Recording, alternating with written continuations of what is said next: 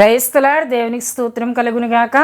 దేవుని బిడ్డలారా, ఉదయకాల సమయమున మీ అందరికీ నా శుభవందనాలు తెలియజేస్తూ ఉన్నానండి.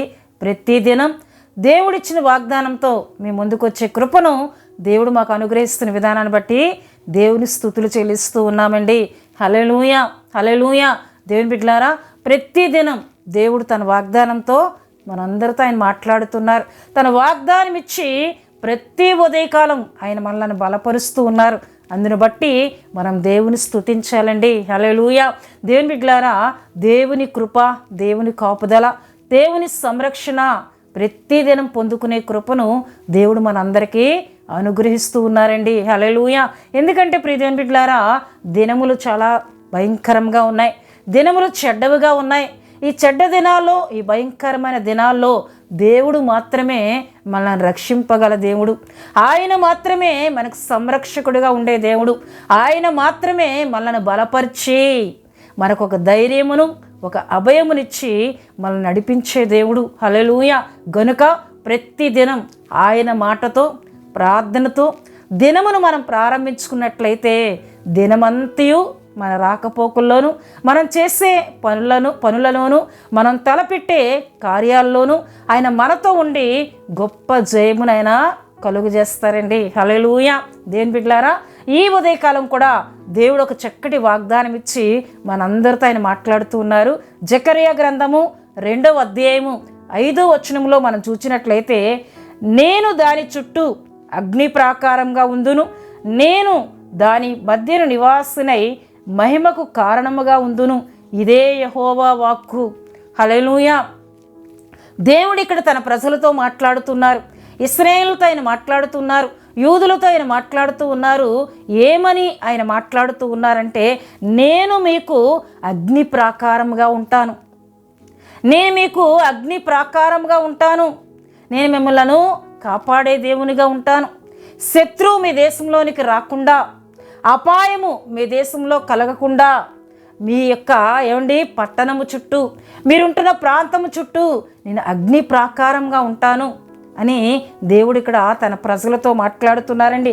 నేను దాని చుట్టూ అనగా దేవుని పట్టణమైన యెరూషలేము చుట్టూ ఆయన అగ్ని ప్రాకారంగా ఉంటానని దేవుడు మాట్లాడుతున్నారండి. యెరూషలేములో దేవుని ప్రజలు నివాసం చేస్తూ ఉన్నారు.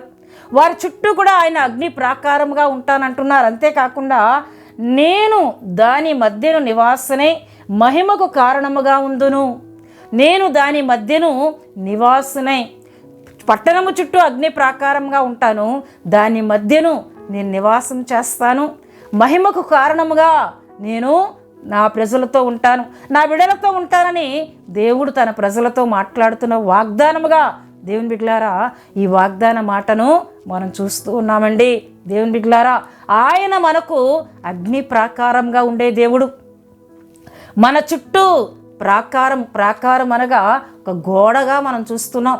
మన చుట్టూ ఒక గోడగా ఉండి శత్రువు మన మధ్యకి రాకుండా, అపాయం మన మీదకి రాకుండా మనల్ని కాపాడే దేవునిగా, ఒక ప్రాకారంగా ఉండే దేవునిగా నేను ఉంటానని ఆయన మాట్లాడుతున్నారు. అయితే ఎటువంటి గోడగా ఆయన ఉంటానంటున్నారు?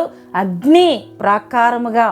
ఎందుకంటే ఆయన అగ్ని అయిన దేవుడు, ఆయన దహించు అగ్ని అయిన దేవుడు.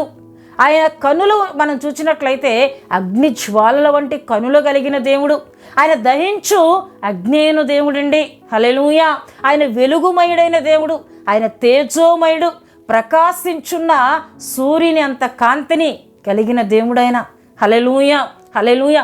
అంతటి వెలుగుమయుడు, అంతటి అగ్ని అయిన దేవుడు, తేజోమయుడైన దేవుడు మన చుట్టూ కూడా ప్రాకారముగా, అగ్ని ప్రాకారంగా నేను ఉంటానని దేవుడు ఉదయకాల సమయంలో మనందరితో ఆయన మాట్లాడుతూ ఉన్నారు. హల్లెలూయా, హల్లెలూయా.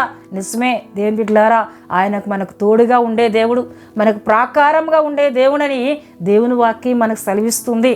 దేవుని బిడ్డలారా, ప్రవక్త అయిన ఎలీషాను మనం చూసినట్లయితే ఎలీషా చుట్టూ పర్వతముగాను, అగ్ని రథములుగాను ఉన్న దేవునిగా దేవుని బిడ్డలారా మనం చూసినట్లయితే రాజులు 2వ గ్రంథము 6వ అధ్యాయము దేవుని బిడ్డలారా 18వ 17వ వచనములో మనం చూసినట్లయితే, యెహోవా వీడు చూచినట్లు దయచేసి వీని కండ్లను తెరువమని ఎలీషా ప్రార్థన చేయగా యెహోవా పనివారి కండ్లను తెరువు చేస్తును గనుక వాడు ఎలీషా చుట్టూను పర్వతము అగ్ని రథముల చేతను నిండి ఉండుట చూచెను.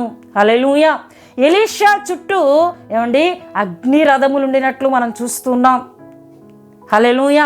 దేవుని బిడ్డలారా, ఇక్కడ జరిగిన సందర్భాన్ని, అక్కడ జరిగిన సంఘటన మనం జ్ఞాపకం చేసుకున్నట్లయితే, సిరియా రాజు దేవుని బిడ్డలారా ఇశ్రాయేల్ మీదకి యుద్ధమునకు రావాలని, ఇశ్రాయేల్ ప్రజలను బాధ పెట్టాలని తరచూ కూడా ఏదో ప్లేస్లోకి వచ్చి ఆ స్థలంలో పొంచి ఉండి ఇశ్రాయేలును హాని చేయాలని ఉద్దేశించినప్పుడు ఎలీషా ప్రార్థన చేస్తూ ఉన్నప్పుడు దేవుడు సిరియా రాజు అపాయము కలుగు చేయబోతున్నాడు అనే విషయాన్ని, సిరియా రాజు తన సైన్యంతో ఎక్కడున్నాడు ఆ విషయాన్ని దేవుడు చూపించినప్పుడు దేవుని బిడ్డలారా ఆ విషయాన్ని ఎలీషా ప్రవక్త ఇశ్రాయేలు రాజునకు తెలియజేయగా ఇశ్రాయేలు రాజు ఎక్కడికక్కడ జాగ్రత్త పడి తన ప్రజలను కాపాడుకుంటూ ఉండినట్లు దేవుని వాక్యంలో మనం చూస్తాం.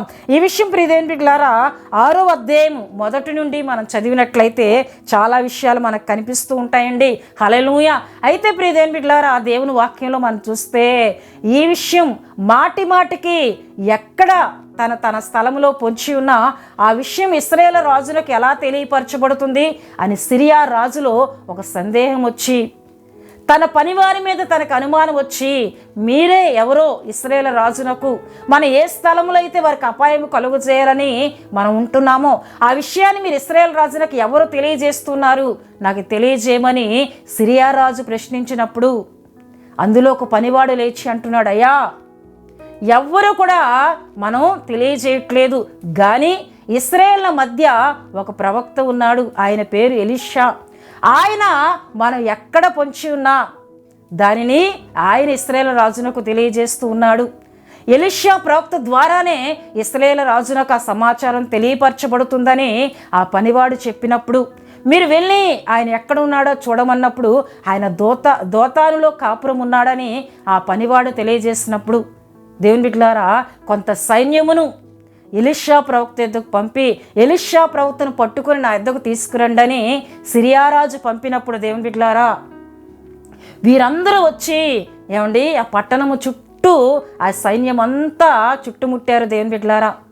అయితే ఎలీషా ప్రవక్త దగ్గర ఉన్న పనివాడు ఉదయకాలం లేచి చూచినప్పుడు ఎలీషా నివాసం చేస్తున్న స్థలం అంతటి చుట్టూ కూడా ఇశ్రాయేలు రాజు యొక్క సైన్యము ముట్టడిగా ఉన్నట్లు, వారు ఆ స్థలమంతటిని ఆవరించినట్లు ఈ పనివాడు చూచి భయపడినప్పుడు ఎలీషా ప్రవక్త యొద్దకు వచ్చి అంటున్నాడు, అయ్యా సిరియా రాజు మన చుట్టూ కూడా తన సైన్యాన్ని మోహరింపజేశాడు, మనకు హాని చేయబోతున్నాడు. అప్పుడు ఎలీషా ప్రవక్త ప్రార్థన చేస్తున్నాడు. మనం చదువుకున్నాం 17వ వచనంలో, అయ్యా వీరి కండ్లను నువ్వు తెరవమన్నప్పుడు ఆ పనివాని కండ్లను దేవుడు తెరవజేయగా ఎలీషా చుట్టూ గొప్ప పర్వతం ఉంది, అగ్ని రథములు ఎలీషా చుట్టూ ఆ స్థలమంతటి చుట్టూ ఉండినట్లు ఆ పనివాడు తెలుసుకున్నాడు. దేవుని బిడ్డలారా హల్లెలూయా. ఎందుకు మీకు ఈ విషయాన్ని నేను తెలియజేస్తూ ఉన్నానంటే, దేవుడు తన ప్రజల చుట్టూ అగ్ని ప్రాకారంగా ఉండే దేవుడు, దేవుడు తన ప్రజల చుట్టూ కాపుదలగా ఉండే దేవుడు, శత్రువు ఏ హాని కూడా చేయకుండా తన ప్రజల చుట్టూ ఆయన ఉండే దేవుడని ఇక్కడ ఎలీషా ప్రవక్త ద్వారా మనకు తెలియపరచబడుతుందండి. హల్లెలూయా హల్లెలూయా. దేవుని బిడ్డలారా దేవుడు మన పక్షముగా ఉండే దేవుడు, మన చుట్టూ ప్రాకారముగా ఉండే దేవుడు. ఏ శత్రువు ఒకవేళ మన కీడు చేయాలని ఆలోచన చేసినా మనకంటే ముందుగా ఆయనే తెలుసుకొని మళ్ళీ ఆయన కాపాడే దేవునిగా ఉన్నారండి. హల్లెలూయా హల్లెలూయా. ఎందుకంటే మనం దేవుని వాక్యాలు చూస్తే కీర్తనలు 34:7 మనం చూస్తే, యెహోవా యందు భయభక్తులు గలవారి చుట్టూ ఆయన దూత కావలి ఉండి వారిని రక్షించును, ఆయన దూత కావలి ఉండి వారిని రక్షించును. ఎవరైతే ఆయన యందు భయభక్తులు కలిగి ఉంటారో వారి చుట్టూ ఆయన దూతలు కాపుదలగా ఉంటాయి, వారి చుట్టూ ఆయన దూతలను ఆయన కాపుదలగా ఉంచే దేవుడు, వారిని రక్షించుట కొరకు తన దూతలను ఏర్పరిచే దేవుడు. హల్లెలూయా హల్లెలూయా. గనుక ప్రియ దేవుని బిడ్డలారా మన చుట్టూ ఆయన అగ్ని ప్రాకారంగా ఉన్నారు, మన మధ్యను ఆయన నివాసిగా ఉన్నారు. తనకు మహిమ కలుగునట్లు మన ద్వారా ఆయన మహిమను పొందుకుంటున్న దేవునిగా ఆయన ఉన్నారు. చూడండి, నేను దాని చుట్టూ అగ్ని ప్రాకారంగా ఉందును, నేను దాని మధ్య నివాసినై మహిమకు కారణముగా ఉందును. ఈ ప్రజలు దేవుని ప్రజలని అనేకులు తెలుసుకుని ఆయన నామాన్ని మహిమపరిచేటట్లు, ఈ ప్రజల మీదకి ఏ శత్రువు వెళ్ళినా వారి పక్షంగా దేవుడు నిలుచుండి యుద్ధము చేస్తాడని, ఒక మహిమకు కారణముగా దేవుడు తన ప్రజల మధ్య నివాసం చేస్తానని, తన ప్రజల చుట్టూ అగ్ని ప్రాకారంగా ఉంటానని ఈ వాగ్దానం ద్వారా ఆయన మాట్లాడుతున్నారండి. హల్లెలూయా, హల్లెలూయా. గనుక దేవుని బిడ్డలారా, మన చుట్టూ ఆయన ఉన్నారు, ఆయన ప్రాకారంగా ఉన్నారు, ఆయన అగ్ని అయి ఉన్నారు. గనక దేనికి మనం భయపడకూడదండి. చాలామంది ఎవరో ఏదో హాని చేస్తారని భయపడుతుంటారు, ఎవరో నాకు ఏదో కీడు చేయబోతున్నారని భయపడుతుంటారు, ఎవరి ద్వారా నాకు అపాయం కలగబోతుందని భయపడుతుంటారు. మనుషులకు మనం భయపడవలసిన అవసరం లేదండి. ఎందుకంటే దేవుని బిడ్డలారా, మన ముందర ఉన్నవాడు అగ్ని అయిన దేవుడు, ఆయన దహించు అగ్ని అయిన దేవుడు మన ముందర ఉన్నారు, మనకు అగ్ని ప్రాకారంగా ఉన్నారు, మన మధ్యను ఆయన నివాసి ఉన్నారు. కనుక మనం దేనికి భయపడక ధైర్యముగా ఉంటూ, నాతో ఉన్నవాడు సర్వశక్తి కలిగిన దేవుడని గొప్ప విశ్వాసంతో మనం ముందుకు వెళ్ళినట్లయితే మన మధ్యన ఆయన ఉండి మన ద్వారా ఆయన మహిమ పొందే గొప్ప దేవునిగా ఆయన ఉన్నారు. హల్లెలూయా. దేవుని బిడ్డలారా, ఈ వాగ్దానంలో ఉన్న ప్రతి దీవెన విశ్వసిద్దాం, ఈ వాగ్దానంలో ప్రతి దీవెనను పొందుకుందాం. దేవుడు తన వాగ్దాన మాటలను దీవించునుగాక. ఆమేన్. దేవుని బిడ్డలారా, మీ అందరి కొరకు నేను ప్రార్థన చేస్తూ ఉన్నాను. ప్రతి ఒక్కరు కండ్లు మూసుకొని తల వంచి ప్రార్థనలో నాతో ఏకీభించాలని ప్రభు పేరిట తెలియజేస్తూ ఉన్నానండి. మహాపరిశుద్ధుడైన తండ్రి, ప్రేమ కలిగిన యేసయ్య, మీ ఘనమైన నామమునకు వేలాది వందనములు, వేలాది కృతజ్ఞతా స్తోత్రములు చెల్లిస్తున్నాను నాయన. ఉదయకాలం చక్కటి వాగ్దానం ద్వారా మా అందరితో మీరు మాట్లాడారు, మీకు స్తుతులు చెల్లిస్తున్నానయ్యా. నిజమే, మా చుట్టూ అగ్ని ప్రాకారంగా ఉండే దేవుడు, మా మధ్యను నివాసిగా ఉండే దేవుడు దేవా, నీ స్తుతులు చెల్లిస్తున్నాను. ఇంతటి చక్కటి కృపను నీ బిడలమైన మాకు మీరు అనుగ్రహించినందుకు మీకు స్తుతులు చెల్లిస్తున్నానయ్యా. గనక ఎవ్వరూ దేనికి భయపడక మాతో నీవు ఉన్నావని గొప్ప విశ్వాసంతో ముందుకు వెళ్ళినట్లు మీ సహాయం కలుగు చేయమని ప్రార్థిస్తున్నాను. ఈ వాగ్దాన మాటను మీరు దీవించండి ప్రభువానికి స్తోత్రాలు అయ్యా. ఉదయకాలం నీ బిడ్డలందరినీ మీ పరిశుద్ధ హస్తాలు సమర్పిస్తున్నాను. దినమంతయు మీ కృప, మీ కాపుదల, మీ సంరక్షణ నిబిడలకు దయచేయండి. రాకపోకల్లో మీ సన్నిధి ఉంచండి. ఉద్యోగరీత్యా బయటికి వెళ్తూ వస్తున్న వారికి మీ కాపుదల దయచేయండి అయ్యా. తండ్రి, నిబిడలు చేస్తున్న ప్రయాణాల్లో అయ్యా, వారు తలపెడుతున్న కార్యాల్లో మీ సన్నిధి, మీ కృప, మీ కాపుదల అనుగ్రహించమని, ఎవరైనా బలహీనలుగా ఉంటే వారిని ముట్టి స్వస్థపరిచి పరిపూర్ణమైన ఆరోగ్యములను ఉదయకాలం దయచేసి దినమంతా నీ కృప అనుగ్రహించమని యేసు నామములో అడుగుచున్నాం తండ్రి. ఆమేన్. యేసు రక్తమే జయం, ప్రభు యేసు రక్తమే జయం. ప్రభు యేసు రక్తం సంపూర్ణమైనది, అప్పవాది క్రియలకనంత నాశనం కలుగునుగాక.